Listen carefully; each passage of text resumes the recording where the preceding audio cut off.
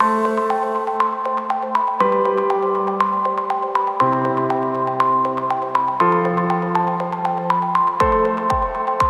everybody. Thank you again for joining our Making the Connection webinar series.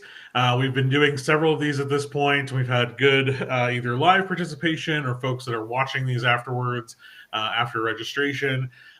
Today is one that I've been looking forward to since we scheduled it before the holidays with two, I won't say old friends because we won't talk about ages or how long we've known each other, but two that we've definitely worked with for a long time at Bow Digital and appreciate very much and have a great reputation in the industry. Before I get into the conversation with these guys, just as a reminder, the webinar is always recorded. So if you're watching live, you can chat with us. You'll get a recording afterwards, and we'll also provide you with Bree and Kay's contact information. And then if you're watching the recording, you will have the contact information in the email that we send to you, as well in the notes of the video link on YouTube. So you'll be able to see all of that there to get in touch with these guys. Like we've said, for each one of these, if this is your first one, thanks for joining. If you have heard this before, you know that we started the Making the Connection webinar series to be able to introduce several of our vendor friends around the industry with other folks, whether it's underwriters that are looking for new and different solutions for their title agents that are looking to better their operations or grow their market share, and vendors that are potentially interested in both. And so it's gone really well so far. And these are meant to be quick introductory conversations. And so we don't get too far into the weeds, but we try to ask enough and allow these guys to share enough to make it interesting and let you guys reach out and see what you may want to work with them on in the future. So with that, I will leave it up to Kay and Bree to introduce themselves and give you a little bit of their own background, and then I'll get into some of our questions here. Kay, you're up. I'm up. Okay. Kay Underwood. Been an operational consultant in the title industry this is my 10th year, and been in title for much, much longer than that. But again, we're not talking about age, so we won't go there. But just anything operational pretty much is kind of what we tend to help with. Everything from software to centralization to, workflow optimization, all the good things. And I'm Bree McDaniel. I've been consulting for 10 years, been in the industry for a long time. Again, I won't say how long, just that I started on a typewriter. So that gives you some indication.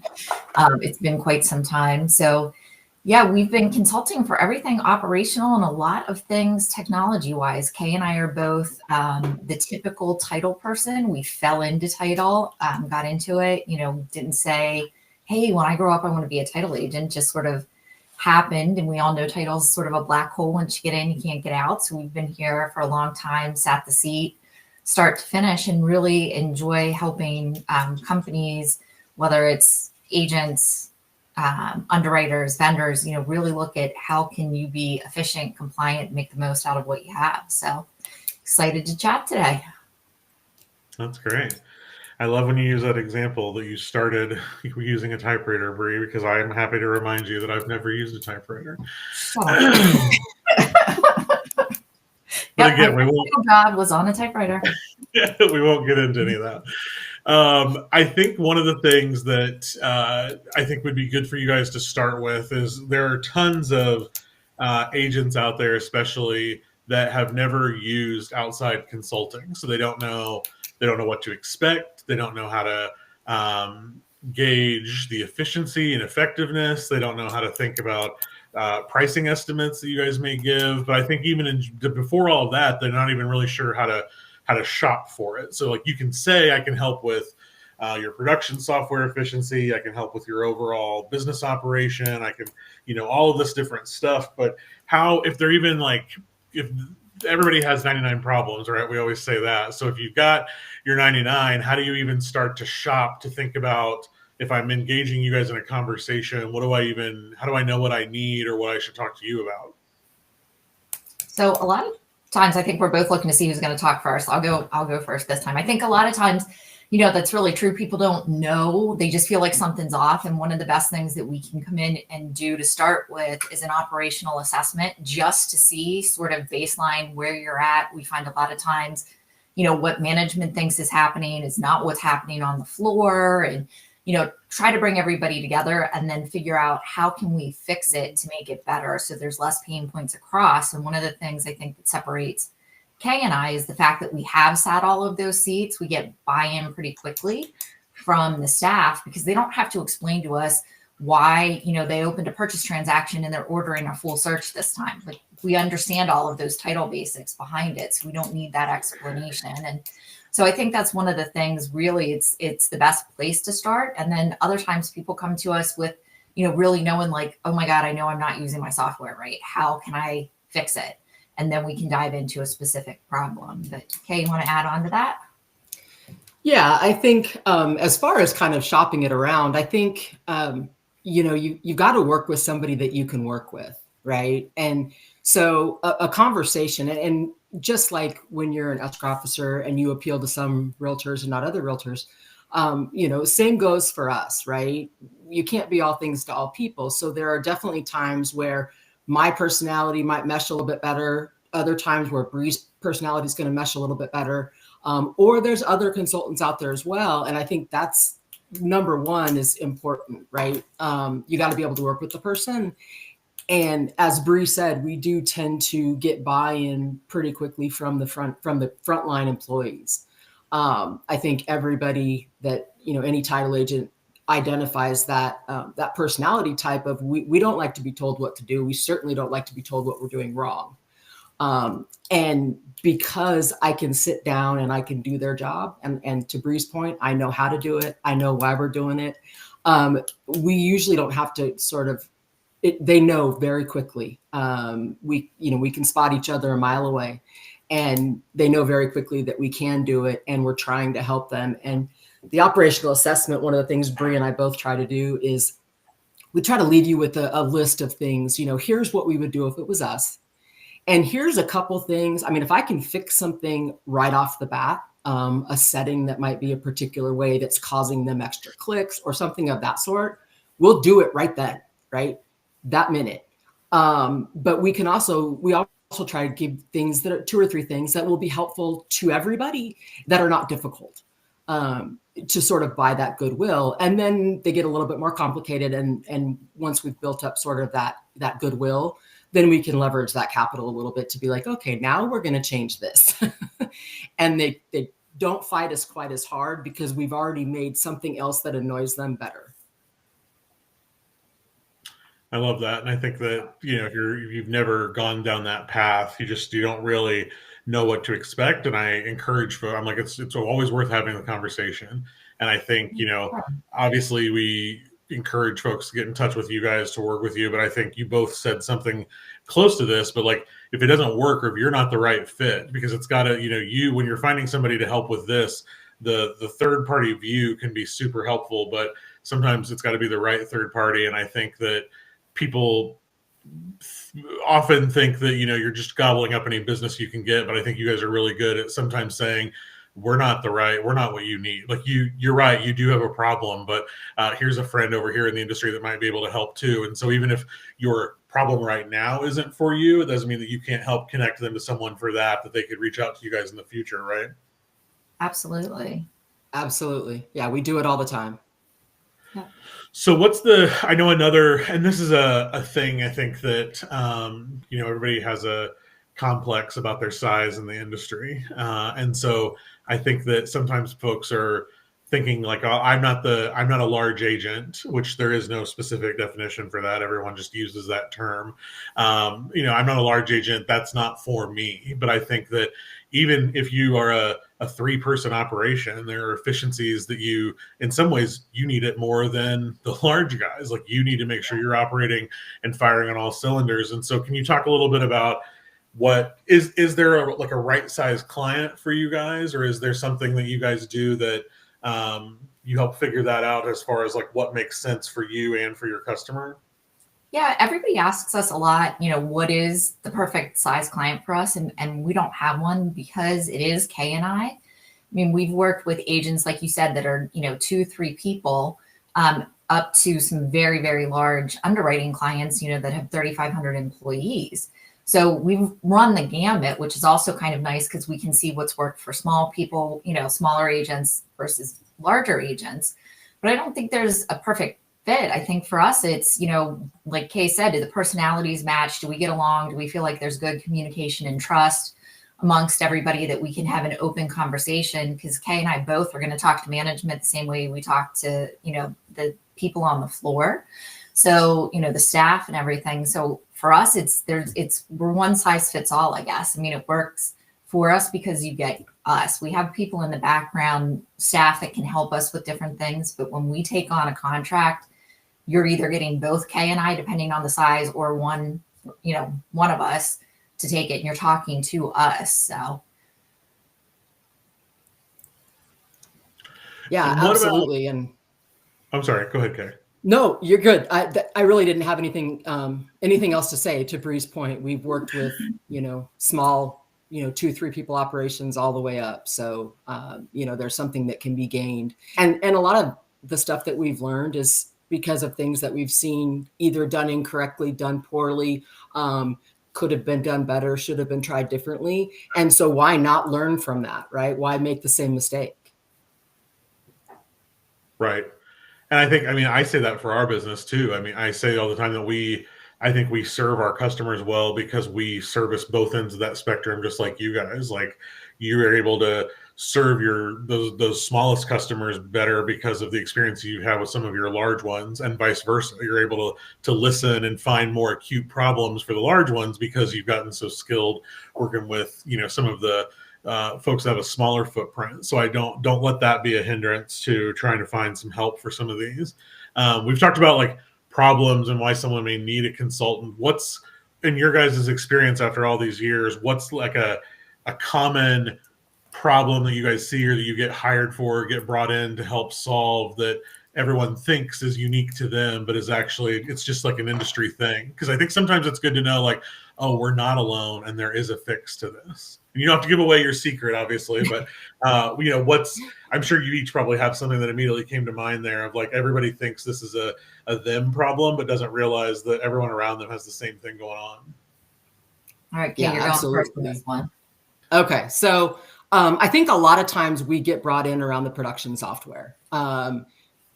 People either they've got some pain points. They know their people are struggling with using whichever platform it is, right? RamQuest, SoftPro, Resware, we can go on for days. So around those platforms, they know they're not, or their underwriter sees that they might be struggling with it, or a vendor sees that they might be struggling with it. And a lot of times that's what we get brought in around the software platform. I would say probably 8 times out of 10, we're brought in for one thing and we end up doing 2 or 3 more because they realize once we get in there, we can get some things fixed. Then they realize, oh, wait, you can help me with that too. Oh, wait, you can help me with this. And so then it just, we help all the things. And we both have plenty of clients that we get, the immediate needs met, we get their scope taken care of, and we get a phone call 1 year or 2 years down the road that says, hey, I want to do this now. Can you help me with this? Absolutely. Back we go. So it's really the way Bree and I both work is it's a relationship. Whether we, like it or not, we get buy-in very quickly with our people. We want them to succeed. We treat it like it's our own. And so therefore, when they need something down the road, or if they need an introduction to a particular vendor or a particular solution, whatever it is, then we try and maintain those relationships.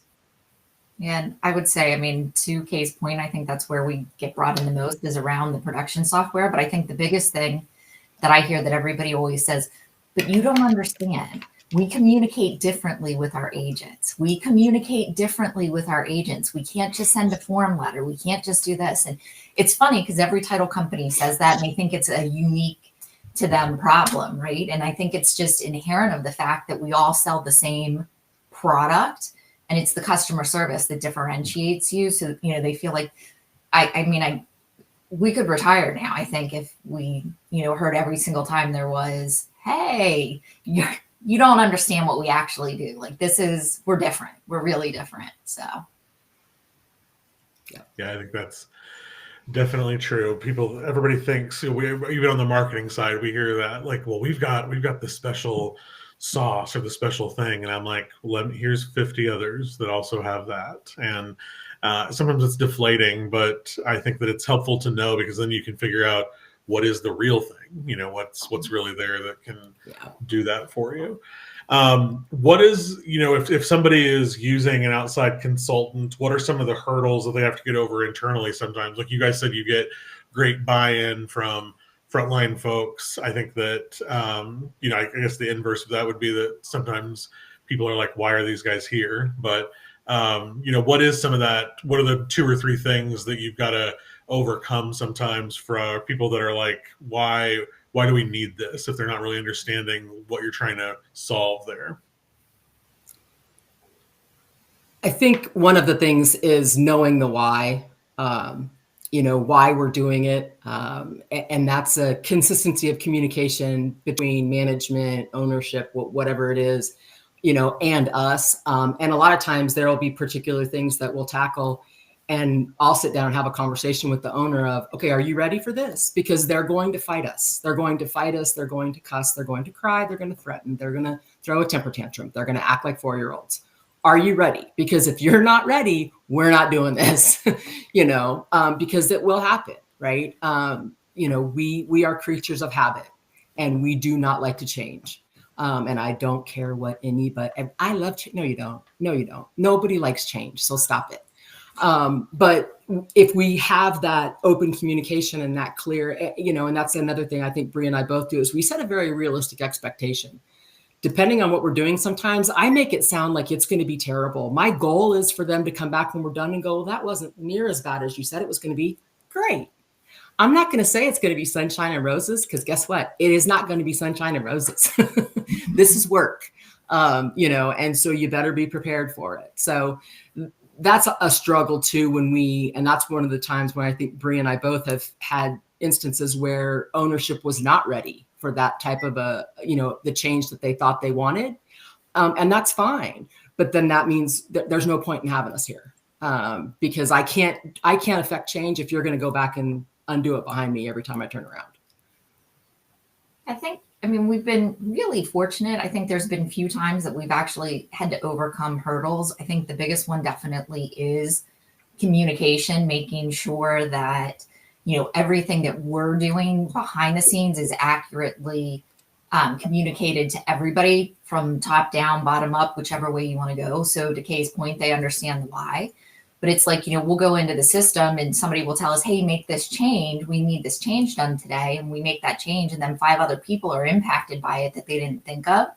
And they're like, well, why'd you make this change? You just made my day so much harder. So there's little things like that. So it's really communicating, trying to ask as many questions up front, and really getting everybody to participate in it. I think that's the biggest thing that Kay and I have found. It's actually something I'm doing right now, that, management signed off on a project, and I'm like, great, but we're not ready to push it out live yet, because I need people on the floor to try it and make sure that they agree with it too. Because if they don't, then it's going to be clashing between the 2 of you, and it's just going to be more complicated. So it's better for them to see what their life's going to look like and see the improvement, so you do get that buy-in. It's very true.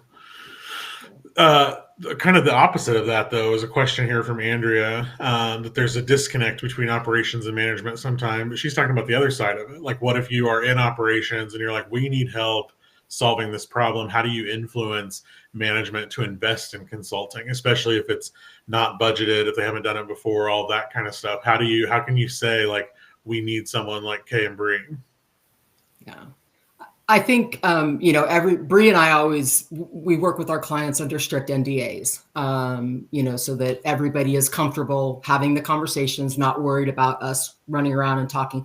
And the other thing that we both do, I definitely try and do it, is I will not take 2 clients in the same market at the same time. Not going to happen, because I need to be able to keep my head, focused and not worry about what's going on. But I think from an ROI, because they're there are times where the return on investment is not quite as obvious, right? Or it takes a little bit longer to actually see it. One of the things that, even though we have NDAs with our clients, we both have clients that have said, hey, that's great, but go ahead and use me as a reference. And I'll just connect those people and, here, you guys, that you're not in the same market, right? I'll make sure you're not even going to ever bump heads. You guys have a conversation, and, and I think sometimes that helps. And Lord only knows, I don't know what they say. They tell me when they're done, usually, hey, I just had a conversation for you. Great, thanks. I don't know what they said. I hope it was good. But, we do have those as well, because again, sometimes it's hard to put sort of a value on that out of the gate. I think, really it's the same conversation. You would approach it the same way, if you're going to, you're sitting in ops and you're trying to get management to get you a new printer. It's the same sort of conversation, right? That, my printer breaks 3 times a day. I have to change the toner all the time. This isn't working. Like, I'm not efficient. I can't get my job done. So I need help. You need to get me a new printer. It's sort of the exact same conversation. Like, look, I'm struggling here. It's not getting better. I need to be able to be efficient and be my best and be able to make sure, we can do what we're supposed to do. And right now that's just not happening. So, is there somebody we can bring in for help to make that better? Because sometimes even the ROI, it may not necessarily be revenue dollars to start with, but it's a change in culture. It's a change in employee morale. People are happier. There's less, grumbling and complaining throughout the office. It's not so, it's not such an onerous thing to get up in the morning and say, oh, I have to go to work. So there are many different types of ROI, and it's not always all revenue. Sometimes it's just the culture change and, everybody's behavior. It's just a much friendlier, nicer, happier place to be. What do you say? I know everybody's waiting on the market to turn. I mean, I think we're all sick of hoping and wishing and praying for that at this point. But what is something that, you talked about some of the most common things in general that you've encountered and everything like that. But what's something that, if folks do have a budget right now, or like many of the time to actually focus on some of this, what are a couple of things that they should be thinking about so that they're ready for maybe not the market to turn? It may not turn still anytime soon, but when you do have those increases, I think what we're seeing more is like quick increases. If inventory goes up in a certain market one week, then it's going to be busier. And those little hills and valleys are increasing more and more. So like, what should they be focused on in this time right now?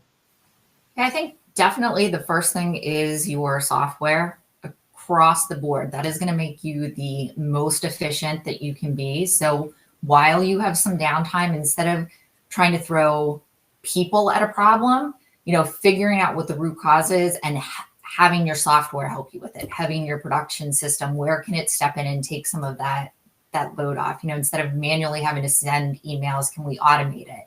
Can we automate the tasks based on the documents that are coming into the file? Things like that.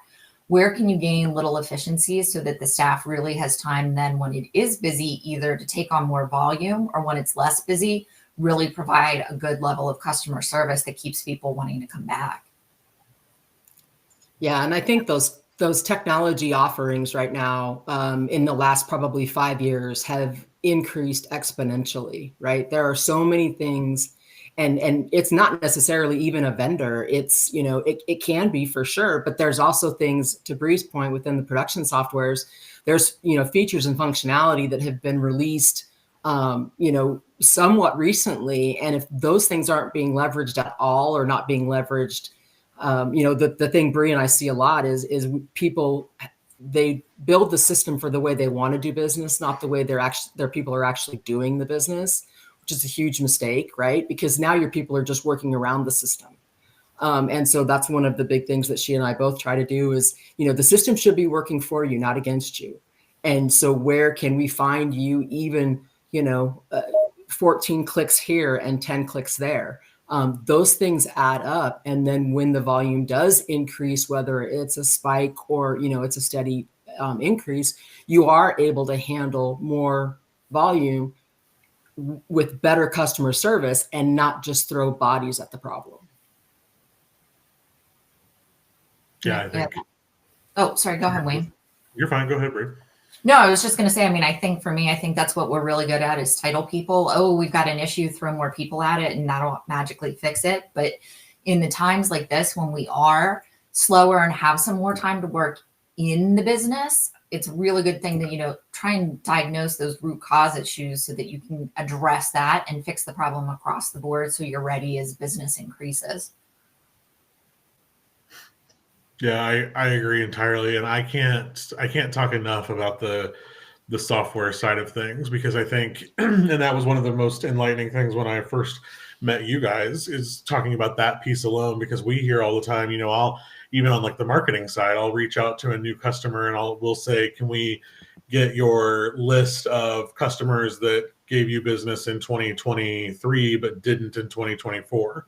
And they'll say, oh, well, we don't have that. And I'm like, yeah, you do. It's in your production software. And they'll say, no, we can't download that. And I'm like, yeah, you can. Well, we'll get to the bottom of it pretty quickly. But like that's just a teeny tiny, like 0.01% of what's possible. And people, like you guys were saying, don't always, they definitely aren't taking advantage of what they're paying for, but they don't even know sometimes for little to no money, or way less than what they think, can be added on without having to go up some of these tiers and some of the softwares and all of that kind of stuff. And so it's another one to me where like it's worth having the conversation, kind of like with interacting and engaging you guys in general. It's worth having the conversation, period, about software optimization and efficiencies. It's worth whatever your dream list is, because you may find out that you guys can go in and just say, look, here are 3 switches that you just didn't turn on. Yep. And we see that a lot. Yes, for sure. And you would rather feel silly and think, oh, it was there the whole time, and have it now moving forward, than continue to have those issues. So I think that's important for folks. Yep, absolutely. How do you guys prefer that people get in touch with you? We're obviously going to share the website link with them that has your contact information so they can connect with you on LinkedIn and everything. But I know everybody's different. Do you want them to call you, email you, text? Email, call, smoke signals. I was going to say carrier pigeon. All of the above is great. I mean, I think Kay and I are probably most responsive to email throughout the day, because it's easy that we can respond to it if we're doing a call or on something else. But always happy for, text, phone calls, anything like that. And again, it's give us a call. Just ask the questions. I mean, we'll tell you if it's something we think we can help with or not. And the call, it doesn't cost you anything to have the chat. So always happy to talk to people. Yep. And if you haven't figured it out yet, neither of us tend to hold our tongue very well. So if you ask us a question, you're going to get an answer. And we're both pretty blatantly honest about those things. You guys, are you? I know.